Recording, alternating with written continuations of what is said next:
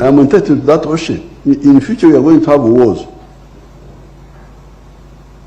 In future, we are going to have wars. How can you say that you are in a block of flats,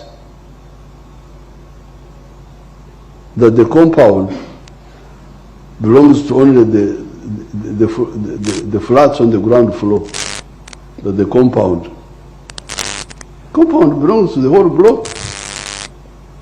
All the flats are entitled to the compound. Yeah. There's no way you can say. So may I just watch these people? You are really endangering yourself. How can you have a situation like this? Uganda is landlocked inside here.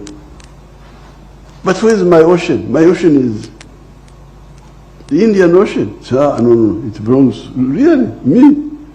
I'm on the top floor of the block.